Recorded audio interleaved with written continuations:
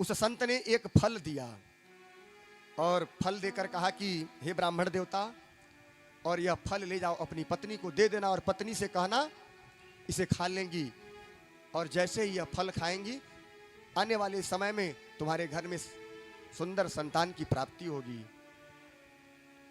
अब तो महाराज ब्राह्मण देवता उछलने कूदने लगे। अभी तक तो पटक रहे थे सर, जैसे ही पाए फल उछलना कूदना चालू। और संत भगवान को प्रणाम करके उन्होंने पहले पूछा कि महाराज कोई नियम तो नहीं पालने पड़ेंगे इसके लिए। संत भगवान ने कहा देखो, कुछ प्राप्त करने के लिए कुछ त्याग करना पड़ता है, तो बहुत कोई ऐसा नियम नहीं है। स्वच्छता से रहना और बिना वजह किसी बात पे कलह मत करना, नियम से ठाकुर जी की सेवा करना, और अपनी पत्नी से कहना इस फल को खा ले तो तुम्हारे घर में संतान की प्राप्ति हो जाएगी। पंडित जी घर पहुंचे, और पंडित जी जब घर पहुंचे बड़े प्रसन्न मन से, और महारानी लाठी चार्ज करवा के आई ही थी एक जगह से। तो पंडित जी को पूछा देवी क्या हाल है,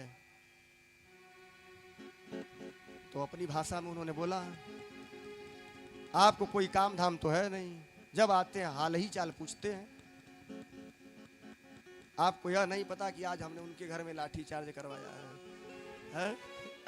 एक बार बोलना पड़ेगा राधे राधे। तो पंडित जी ने कहा अरे देवी सुनो, मैं एक ऐसा फल लेके आया हूं जिसको खा लेने से हमारे घर में संतान की प्राप्ति हो जाएगी। अब तो महारानी ने सोचा पंडित जी ने न जाने कौन सा फल लाया होगा, कैसे लाया होगा, कहां से लाया होगा। उन्होंने लेने के लिए तो ले लिया पंडित जी को संतुष्ट करने के लिए, और फल ले लिया। फल लेने के बाद कहा महाराज अभी मैं थोड़ा सा स्नान कर लूं, उसका फल को खा लूंगी। पंडित जी ने कहा हाँ देवी खा जरूर लेना। उन्होंने आश्वासन दिया जी महाराज खाएंगे तब ना जब लाठी चार्ज करवाने से फुर्सत रहेगी। अब उस फल को ले आकर उन्होंने क्या किया, रख दिया। किस पे? डेहरी पे। डेहरी मालूम है किसको कहते हैं?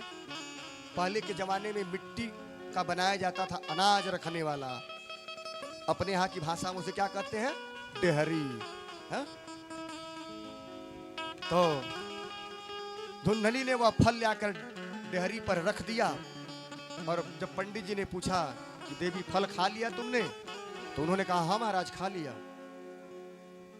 तो अब तो पंडित जी प्रसन्न हो गए, चलो कम से कम एक अच्छा तो काम किया इसने, क्योंकि भाई अब दोनों दंपत साथ रहते हैं तो सारे उनके गुण और अवगुण पता है एक दो उनको। उन्होंने सोचा अगर फल खा लिया तो कम से कम एक तो अच्छा काम किया इसने। आज तक तो कभी कहा इसने किया नहीं है, और आज अगर इसने हमारा कहा कर दिया तो कृपा कर दी इसने हमारे ऊपर। और इधर महाराज धुंधली चिंता में पड़ी है, न जाने पंडित जी ने कौन सा इसमें मंत्र डलवाया है, जादू टोना डलवाया होगा। बाबा सब ना जाने ऐसा ऐसा मंत्र पढ़ते हैं, ऐसा ना इस फल को खा लें तो सही में पेट फूल जाए, हमारा संतान आ जाए पेट में। अब तरह तरह के कुतर्क उसके दिमाग में चल रहे थे। तभी महाराज पड़ोसन आई, और जब पड़ोसन आई तो उसके चेहरे पर थोड़ी हंसी आई, क्योंकि वह भी उसी के तरह थी। हाँ, जब जो जैसा होता है ना उसी के जैसा उसको व्यक्ति मिल जाए तो बड़ा प्रसन्न हो जाता है। चलो हम भी लाठी चार्ज वाले, तुम भी लाठी चार्ज वाले, अब इससे अच्छा क्या होगा। तो उसने अपनी बात रखी, ये देवी सुन सखी तू बड़ा सही समय पे आई है, और एक बात बता मैं बड़ी दुविधा में हूं। वह बोली बता क्या दुविधा है? माताओं में दुविधा ढेर होती है, सिर्फ दुविधा में ही परेशान रहती हैं।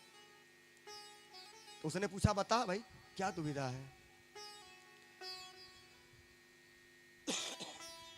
कहा कि पंडित जी ने एक ऐसा फल लाके दिया है और कहा है खा लो, खाने से संतान की प्राप्ति हो जाएगी। तो उसने कहा इसमें सोचने वाली क्या बात है? फल दिया है, तेरे घर में संतान है नहीं तो खा ले तू। तो धुंधली ने कहा सही में संतान हो जाएगी? उसने कहा हाँ और क्या, तो सही में मैं गर्भ को धारण कर लूंगी। उसने कहा हाँ भाई, जब किसी बाबा ने दिया है फल तो गर्भ तो धारण करेगी ही तू, और ब्राह्मण संत का आशीर्वाद है, यह निष्फल नहीं जाएगा। तो इसलिए तू इस फल को खा ले, क्योंकि संतान की आवश्यकता है, तेरे घर में कोई संतान नहीं है। उसने समझाया, लाठी चार्ज वाली बात नहीं की कोई उस समय। तो धुंधली ने कहा कि मैंने सुना है कि सुखदेव जी महाराज माता के गर्भ में 12 वर्ष तक रहे, और जो माताएं गर्भ धारण करती हैं वह ज्यादा चल फिर नहीं पाती हैं, उठने बैठने में भी समस्या होती है, गृह कार्य में भी समस्या होती है। तो उसकी सखी ने समझाया कि कहाँ तुझे चलना फिरना है, कौन सा काम करना है? जब तू चल फिर ना पाए ऐसा करना, किसी को काम पे रख लेना। तो बोला वो तो ठीक है, लेकिन कहीं अगर ऐसा हुआ कि गांव में भूकंप आ जाए, सब लोग तो भाग जाएंगे, आग लग जाए गांव में, सब तो भाग के निकल लेंगे। मैं गर्भधारण के कारण मैं तेज से दौड़ भी नहीं सकती, भाग भी नहीं सकती, सब तो अपने प्राण बचा के भूकंप से बच लेंगे, एक हम ही फंस जाएंगे घर के अंदर, प्राण त्यागना पड़ेगा इस बच्चे के चक्कर में। तो संसार में ऐसी भी माताएं होती हैं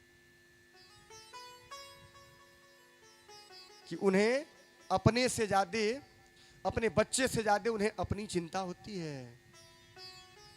तो ऐसी ही धुंधली थी।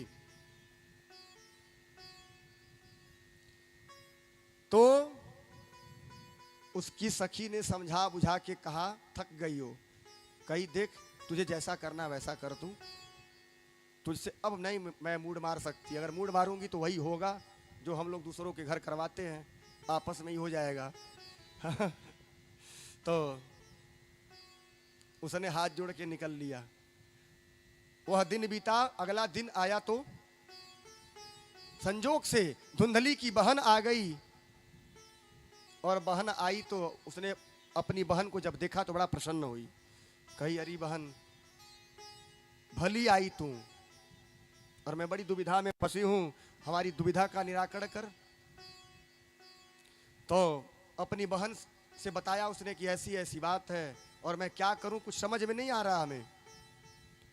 तो उसकी बहन ने कहा तू कहां बाबा बैरागी के चक्कर में पड़ रही, और बाबा तो ऐसे ही बस क्या पता कि फल संतान के लिए खाने वाले चाह रही है तू, और ऐसा ही ना कि संतान तो आए ना, तू ही खुद चली जाए फल खा के। तो कहाँ बाबा बैरागी के चक्कर में पड़ी है?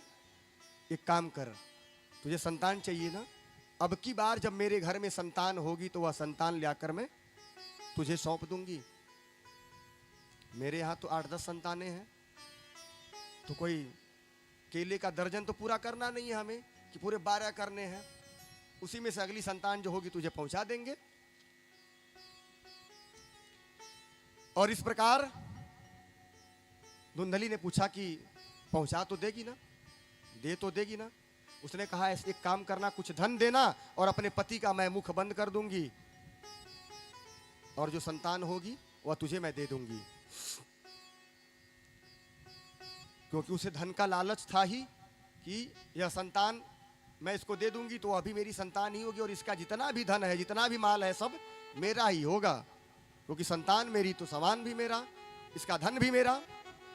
और इस प्रकार से धुंधली को आश्वासन देकर उसकी बहन ने कहा कि देख तेरे घर में जो गाय बधी है ना वह भी बांझ है, और बहुत सालों से उसने बच्चा नहीं दिया है, और इस फल का परीक्षण करना है तो उस गाय को खिला दे, देखते हैं क्या होता है।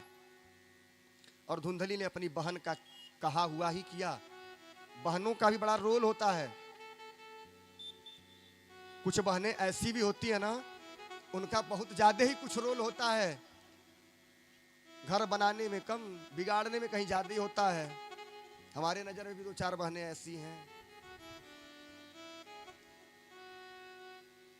तो एक बार बोलना पड़ेगा और जोर से। तो महाराज बहन तो इधर ज्ञान दे के चल दी, अब वह ज्ञान उसके दिमाग में चलने लगा। भाई ज्ञान मिला है बहन से, वो भी तो काहे नहीं चलेगा।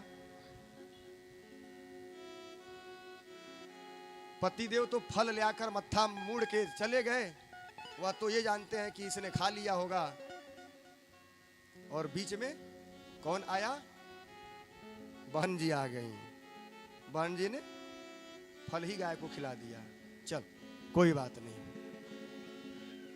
अब तो महाराज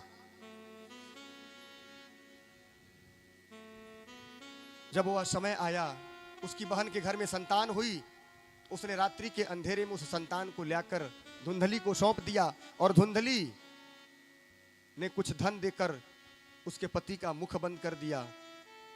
और अगले दिन प्रातःकाल जब उसने संतान की सूचना पंडित जी महाराज को दी, तो पंडित जी पूरे मोहल्ले में बधाइयां लुटाए फिर रहे हैं। और तो और धीरे धीरे समय व्यतीत होता गया। 3 महीना बीता। 3 महीने बाद पंडित जी के घर में जिस गाय को फल खिलाया गया था, उस गाय से भी मानव पुत्र का जन्म हुआ। और इधर पंडित जी के भाग्य खुल गए। भाग्योदयोधुना जाता आत्मदेवस्य पश्यत